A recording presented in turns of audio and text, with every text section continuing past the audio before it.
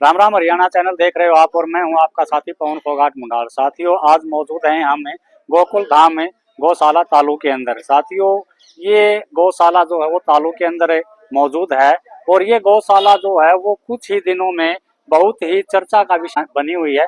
जानेंगे हमारे यहाँ पे कुछ बुजुर्ग जो हैं वो यहाँ बैठे हुए हैं इनसे कि ये जो चर्चा का विषय कैसे बनी हुई है, यहाँ पे कितने गौ माताएं हैं और उन गौ माताओं के लिए जो वार्ड बना रखे हैं जिनको रखा जाता है वो अलग अलग वार्ड हैं या नहीं है, और जो कमेटी है वो किस तरह से हमारी जो गौ माता है उसकी सेवा कर रही है और गांव का सहयोग जो है वो कितना इस गौशाला को मिला हुआ है। आइए हम अपने बुजुर्गों से इस बारे बात कर लेते हैं और जानते हैं सारी बातें। ताऊ जी सबसे पहले तो आपको मेरी तरफ से हाथ जोड़कर राम राम है। सबसे पहले आप अपना नाम बताइए।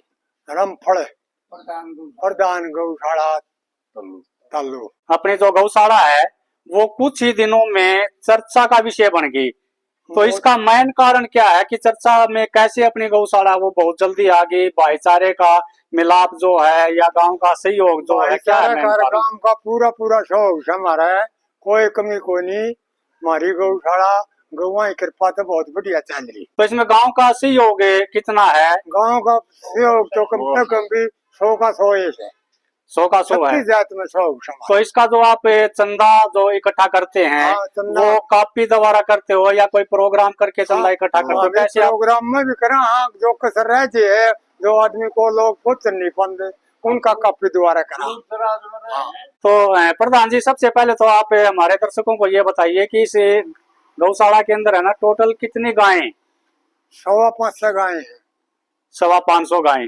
525 गायों में अपने नंदी महाराज भी होंगे, उनकी संख्या कितनी है? वो भी मेरे ख्याल से होंगे 50-60 तो होंगे, 50-60 के करीब। तो जो 525 गायें हैं अपनी गौशाला के अंदर है, इसमें दूध वाली गायें कितनी है और बिना दूध की गायें कितनी है? दूध वाली गायें होंगी मेरे ख्याल तो 15 गायें। और बाकी गायें जो वो बगैर बिना दूध की ब्याह होगी, कोई नाटरी है। मान लो गाँव है उनके अंदर से जो गौए घूम रही है आवारा और उनको यहाँ ले आते हैं तो उसको यहाँ छोड़ के जाते हैं, तो उसकी कोई फीस वगैरह भी लेते हो क्या? हाँ, उसकी 1100 की पर्ची कटाऊंगा। 1100 रुपए की पर्ची कटवाते हो? और जो जमावारी पशु उनका कुछ नहीं लेंगे हम। जो खसम छोड़ के जान है जिसकी गाय से अब हमने गौशाला छोड़ उसकी 1100 पर्ची कटे। तो इसका जो रख रखाव है गौ माताओं का और जो सेवाएं जो कर रहे हैं उसके लिए अलग से बंदे हैं या गाँव का सहयोग मिलता है? भाई आज उस घर की ड्यूटी लगा दिया, कुछ गाँव के बंदे सहयोग दे रहे हैं खूब, और हमने लेबर लाया, लेबर भी बढ़िया मिल रही है हमारी ठीक से। सुथरा सारा टाइम पर डाले हैं और सुथरी सफाई सुथरी रखें। तो साथ ही सबसे पहले तो आप अपना नाम बताइए। मेरा नाम राजा फौजी। राजा फौजी जी, आपने पहले तो फौज में रह करके समाज की सेवा की, अब आप यहाँ पे गौओं की सेवा कर रहे हैं, तो आपने कितने साल जो है वो देश की सेवा की बॉर्डर पे रह के? 21 साल। आपकी पोस्ट क्या थी वहाँ पे? हवलदार। हवलदार से तो आपने एक दो लड़ाई भी लड़ी होगी। कारगिल की तो कारगिल की जो लड़ाई लड़ी ना, एक बार हमारे दर्शकों को प्लीज उसका जो दृश्य था ना वो बड़ा ही भयावी दृश्य था, क्योंकि उसमें हमारे जो जवान थे वो शहीद हो रहे थे। तो कोई ऐसी घटना जो आपके सामने आंखों के सामने हमारे देश के जवान के साथ घटी, शहीद हुआ, एक बार प्लीज हमारे दर्शकों को जरूर बताएं। दर्शकों को ये बताना भाई साहब, उनका तो कोई पता ही नहीं था किस टाइम पे फायरिंग कर दे, किस टाइम पे अटैक करके चले जाए। उनका 5 मिनट का ही काम होता था, बाकी इंडिया की फौज लड़ती रहो उनके साथ बस। फिर उसके साथ में हमारा घमासान होता था, फिर वो छोड़ के भाग जाता। तो आपको वहाँ पे डर नहीं लगता था क्या कि यदि आप मर जाओगे तो आपके परिवार का पीछे क्या होगा? किसी प्रकार का डर चीज का नाम ही नहीं था। तो जो दुश्मन की तरफ से फायरिंग की जाती थी वो रात के टाइम में होती थी ज्यादातर या दिन में वो हमला करते थे? उनका कोई टाइम टेबल नहीं था, जब भी उनको टाइम मिल जाता था उसी टाइम फायरिंग कर देते थे। जब हमारा आराम करने का टाइम होता था जब ही फायरिंग करके चले जाते थे, भाग जाते थे बस। तो आपकी आंखों के सामने यदि हमारा कोई जवान शहीद हुआ है तो उसके बारे में एक बार आप हमारे दर्शकों को बताओ। मेरे साथ एक मेरा कंपनी कमांडर था, बहुत ही नेक, राजेश यादव, रेवाड़ी का डायरेक्ट भर्ती था। उसको गोली लगी थी। गोली भी क्या लगा था, एक ब्लास्ट हुआ था यहाँ आँख के अंदर, माथे के अंदर।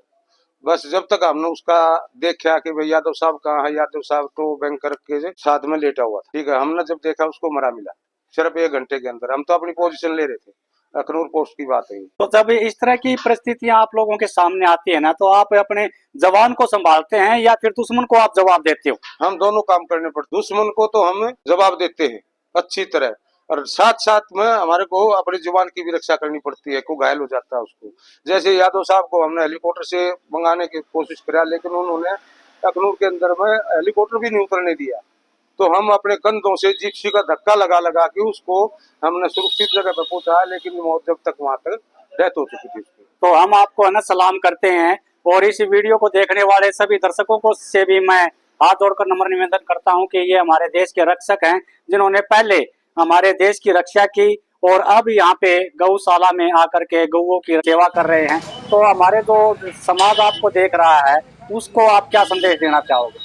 मैं तो यही बोल रहा हूँ, समाज को अपना जितना भी टाइम मिलता है, 5 मिनट 10 मिनट 1 घंटा 2 घंटा, सब भाई अपना गौशाला में आके सेवा लगा के जाए अपनी सच्ची भावना से। तो सबसे पहले तो आप अपना नाम बताइए जी।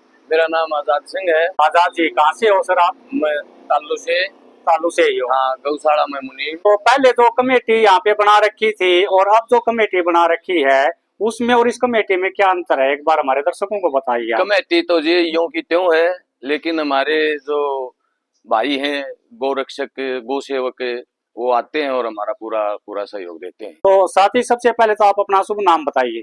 मेरा नाम अमित है, मैं युवा टीम का एक सदस्य हूँ गौशाला में। आप पढ़ाई भी कर रहे होगे? हाँ जी। और पढ़ाई के साथ साथ आप यहाँ पे गौशाला में, मैंने आपको देखा काम करते हुए, आप काम कर रहे हो। तो ये काम करके जो गौ माता की सेवा करके आप जो कर रहे हैं, उसमें आपको कितना सुकून मिलता है? बहुत सुकून मिलता है, इससे बड़ा धर्म कोई नहीं है।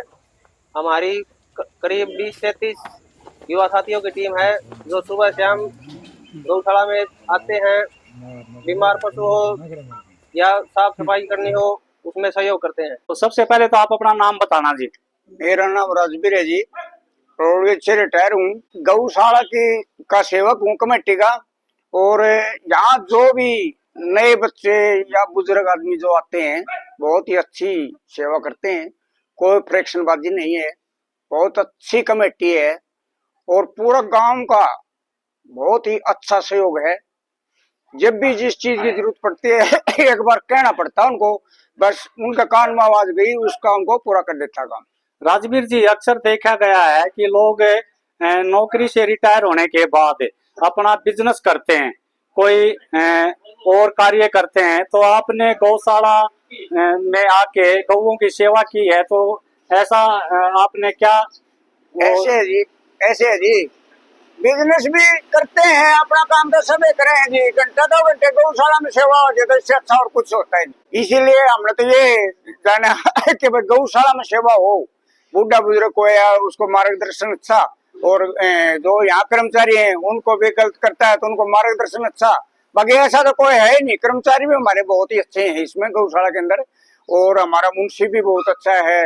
जो बच्चे हैं, पढ़ने वाले बच्चे हैं, जैसे ये ढिल्लू भाई है, एक विकास है, एक राजा फौजी है, रिटायर होने के बाद मतलब उसने अपना पूरा एकदम क्या लगाता है एक मंजीत गोदारा है, घने बच्चे हैं, रूपेश है, शालू है, बहुत घने बच्चे हैं जो कि डॉक्टरी लाइन में इन पशुओं की संभाल करते हैं। एक सतीश है, सुबह शाम पशुओं का देख रेख करना, बीमार पशु की संभाल करना, धार निकलवाना, बहुत अच्छा सहयोग है हमारा इस। तो जिस तरह से आपने डॉक्टरी का नाम लिया, डॉक्टर जो होते हैं वो यहाँ गौशाला के अलग से हैं या कोई वैसे समाज सेवा कर रहे हैं? समाज सेवा भी कर रहे हैं जी। जो यहाँ हमारे सरकारी अस्पताल के डॉक्टर हैं, वो सुबह आते एक बार आते हैं, उनके पास जो बच्चे काम सीखते हैं और जो हमारे गांव के कई कोर्स कर रहे हैं, वो बच्चे यहाँ गौओं की सेवा करते हैं, फ्री इलाज करते हैं। तो जो बीमार गऊ हैं वो उनका वार्ड अलग से बना रखा है या सभी को एक? नहीं, अक्सर देखा गया है कि बहुत से गांव के अंदर गौशाला खोल रखी है और एक ही घेर के अंदर सभी गौओं को जो एकत्रित कर रखा है, चाहे वो मरे सड़े गड़े बीमार हो कुछ भी हो। क्या इस तरह से अपने यहाँ या अलग अलग वार्ड? नहीं जी, अलग अलग बना रखे हैं। बीमार का अलग है, लागड़ है उनकी धार काटने का अलग है, छोटे बछड़ियों का अलग है, नंदियों का अलग है, और सभी व्यवस्था अलग अलग है। तो जो दर्शक आपको देख रहे हैं उनको आप क्या संदेश देना चाहोगे? मैं तो ये संदेश देना चाहता हूँ, घर पे किसी का बूढ़ा माँ बाप है उसकी सेवा करे, जिसने टाइम है वो गौशाला में आके थोड़ा टाइम देवे, घंटा देवे, 2 घंटा देवे, आधा घंटा देवे, वो इंसान के ऊपर बात है। जो बच्चे इधर उधर घूमते हैं उनको भी यहाँ गौशाला में आके थोड़ा सहयोग करना चाहिए। तो ताऊ जी सबसे पहले तो आप अपना नाम बताइए। जोगीराम शर्मा तालू। जोगीराम शर्मा तालू से।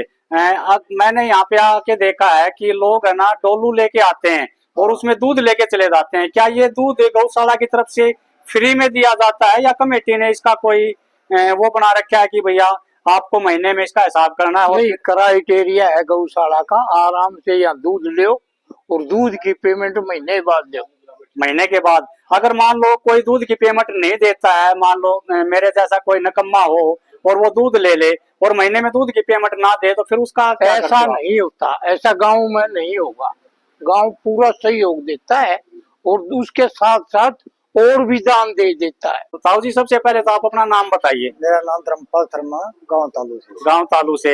आप लोगों ने जो ये गौशाला जो बना रखी है ना, ये गिने चुने दिनों में ही चर्चा में आ गई, तो इसका मेन कारण क्या है? मेन कारण ये है कि ये हमारी कमेटी ने प्रोसेस इतनी करी है कि पूरे गांव में घूम फिर के अंदर पूरा गांव वो है बिल्कुल एकदम फ्रंट पे आ गई। हम एक बार गए थे जोधपुर के अंदर। अच्छा। जोधपुर के अंदर तो गौशाला है ना वो विश्व प्रदर्शनी गौशाला है, यानी कि उससे बढ़िया गौशाला कहीं पर भी नहीं है। और उसके बाद मैंने यदि दूसरा नाम सुना तो तालू गांव का नाम सुना है। तालू गांव की गौशाला जो है वो बहुत ही अच्छी गौशाला है। तो इसका मेन कारण क्या है? कमेटी का रख रखाव अच्छा है या गाँव का सहयोग जो आपको मिला हुआ है वो क्या कारण है? पूरे गांव का सहयोग है जी, पूरी कमेटी का सहयोग है। और गिने गिने चुनाव में आप वो जो पहले बता रहे हो उससे 21 करते हैं गौशाला को। तो गौशाला की जो जमीन है ना वो कितने एकड़ में ये गौशाला को बनाया गया है? करीबन 6 एकड़ में है। 6 एकड़ में। हाँ। तो इस 6 एकड़ में जो गौ माताएं हैं उनके अलग अलग वार्ड बना रखे हैं। जैसे अपाहिज कोई है तो उसका अलग है, और दूध देने वाली है उसका अलग है, बीमार है उसका अलग है, इस तरह से या सबको एक जगह पे इकट्ठा नहीं रखते जी, हैं? सबका अलग अलग है। नंदिया का अलग है, बीमार का अलग है, छोटे बच्चों का अलग है, दूध देने वाले का अलग है, सबका अलग अलग पर्सन है। तो साथ ही सबसे पहले तो आप अपना नाम बताइए। सतीश। तो आप यहाँ पे कमेटी मेंबर हैं या वैसे नाम से सेवा करा, वैसे सेवा करता? और मैं एक मेरा चैनल भी बना रहा हूँ, आपके चैनल के माध्यम से बताऊँ, सतीश तालु गौ सेवा दल इसके नाम से। तो और मैं चैनल के माध्यम से ये और बोलना चाहूँ अकबर, जो भी अपना गांव का सुन रहा हो, कोई बाहर का भी चाहे गौशाला में चाहे 5 मिनट काट की भी आओगा ना, एक बार सेवा का भाव था होगा, फिर देखो कितना फायदा हुआ है। साथ ही सबसे पहले तो आप अपना नाम बताइए। गुलाब सिंह। गुलाब सिंह, कहाँ से हो आप? MP से। MP से। यहाँ पे आप क्या कर रहे हो? गौशाला में काम कर रहा है। गौशाला कौन सी गौशाला है? तालु गौशाला है। तालु गौशाला। यहाँ पे आप क्या काम करते हो? लेबर का काम करते हो या कोई गौ सेवा करते हो? नहीं, लेबर का काम करते। लेबर का काम करते हो। तो जो ये तालु की कमेटी है ये आप लोगों को तनख्वाह जो है वो टाइम पे दे रही है या नहीं दे रही है? नहीं, टाइम पे दे रही है। तो जी आप लोगों को यहाँ पे कमेटी की तरफ से क्या क्या सुविधाएं मिल रही हैं? चून मिले, दूध मिले, दूध दाद मिले, और जो कुछ की कमी पड़े तो बोलेंगे तो मिलेंगे। तो आप लोगों को यहाँ पे रह के कैसा लग रहा है? आप अपने जो देश है उसमें अच्छी तरह से रहते थे, यहाँ पे स्कूल में सुकून से रह रहे हो? बढ़िया रहे बढ़िया रह रहे हो। किसी प्रकार की कोई समस्या आपको यहाँ पे? कुछ नहीं है, समझ कोई समस्या नहीं है, आपको तनख्वाह टाइम पे मिल जाती है। टाइम पे मिल जाए। तो साथियों यदि देखिए आपको ये जानकारी अच्छी लगे, ये वीडियो अच्छी लगे और गौशाला के प्रति तालु गांव का जो समर्पण है वो आपको अच्छा लगे तो इस वीडियो को आप अधिक से अधिक शेयर कर देना, ताकि हमारे समाज में गौओं के प्रति लोग जागरूक हों और गौशालाओं में जाकर लोग गौओं की सेवा करें और उनके प्रति अच्छा भाव रखें और तन मन धन से उनकी सेवा करें। साथियों यदि आपको ये वीडियो अच्छी लगे तो इस वीडियो को अधिक से अधिक शेयर करना।